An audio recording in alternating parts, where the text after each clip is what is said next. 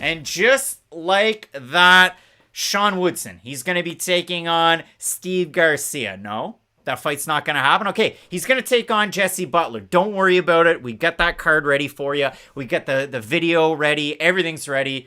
No, that's not happening. Okay, he's going to take on Mairon Santos out of the LFA. Wait, no, that's not going to happen? Okay, all right. So he's going to take on, I'm sure, this guy, Sean Woodson. He's got to take a fight. He used to box at 215. He's looking out for a fight, looking into the crowd. Who's going to take on former boxer Sean Woodson? Well, wouldn't you know, it's Dennis Buzukja, a guy who's been calling from the rooftops for a shot in the UFC since Dana White Contender Series 2020, let alone 2022. So a very, very good shot for Dennis Buzukja here. He accepted this fight on Tuesday night of fight week. So a very, very abbreviated opportunity for Buzukja. But if you know anything about him, I mean, he does have a little bit of a karate background. He does get it done by being such a well-rounded fighter. And we have to tip our cap to Buzukja for that right there. He can get it done with his wrestling. You saw that when he competed on Dana White's Contender Series this past summer.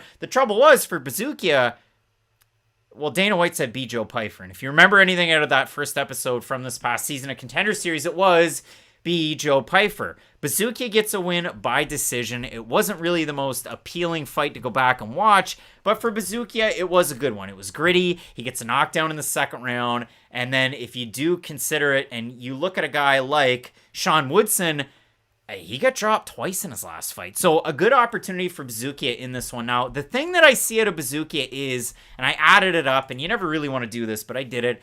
You add up the combined opponent record, and it comes up at 60, 42, and 1. He beat, like I said, over on Contender Series, Calio Romero, who's 6-1. He fought a porous level competition, so it is an inflated 6-1. Overall, the record isn't really the greatest. Now, Buzukja is on a very, very impressive win streak. It's 7 deep. If you look at his fights that he's had after Contender Series from last summer, takes on 9-5 Boma Carmo. He gets the win there. He beats Mark Gregory Valerio, who was 7-7. And then just a little bit over a month ago, he beat Solsan Abakanov over CFFC, who was 6-4-1. So not the greatest level competition of the guys that he's fought recently. However, you go and you look at these performances. You look at the submission win that he has his last time out, and it is filthy. So for Buzukja, a great opportunity. And for Sean Woodson, he's a really interesting case because he's 9-1-1. His last time out against Luis Saldana, that's where it gets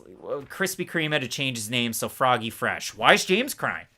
Because he just got dunked on. So if you go back and you watch Sean Woodson's last fight, he's taking on Saldana. What do we know about Luis Saldana? He is lights out in the first round. Second round, third round, But it looked like Saldana turned a corner in that fight. And why? Well, in the first round, he switches from his natural southpaw to orthodox. He lands a left hook. It drops Sean Woodson. And then what does Luis Saldana do?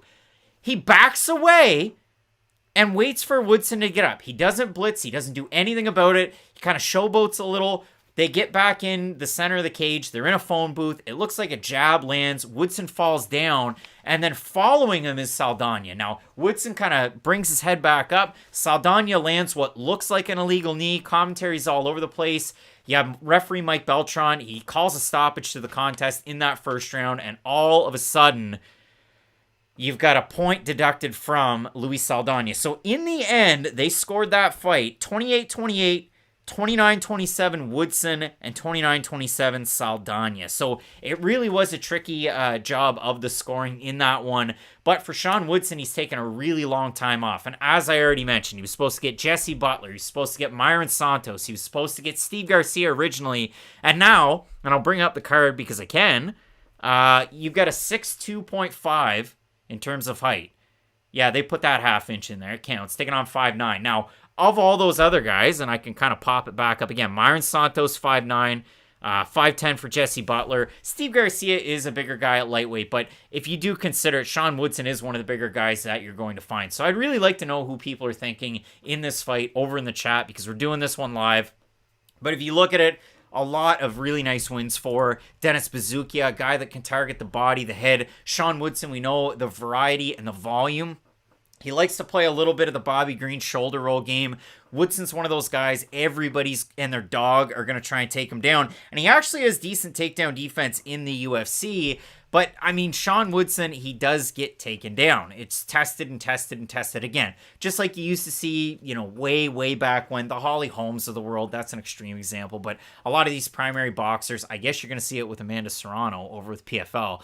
We will see how it goes. But in this one, I mean, for Sean Woodson, great striker at range with that big time reach advantage. He has the experience. He also has the fact that he's had the time away as well to kind of let things settle in, let that brain heal. Because the last time that Woodson fought, it was almost a year ago. So in the matchup, this one, incredibly short notice. Tuesday night it was announced. We're Wednesday night talking about it here with you on the YouTubes. Over on Tapology, 725 total votes, 70% going with Sean Woodson. Matt Allen in this one also going with Sean Woodson, and I am as well. I think Woodson's going to be able to get it done in the matchup, but 4 opponent changes. The only thing that doesn't give me pause, like a lot of these other short notice ones are, Sean Woodson wasn't due to fight last week, cut the weight, and then had to do a double weight cut. He did get it done. So Max saying, didn't this fight get canceled?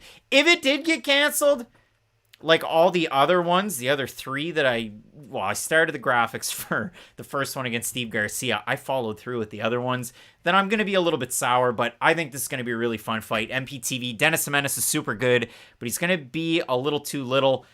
Woodson used to fight lightweights and middleweights. Again, that Sean Woodson boxing picture is the real McCoy right there. Sean Woodson competing at 215. So both of us in this one going with Sean Woodson. Next matchup, 125 pounds. Flyweight is in fuego. Jake Hadley's taking on Cody Durden. You're not going to want to miss it. Keep it locked in with Fight Night Picks, as we always say. Let's get into it.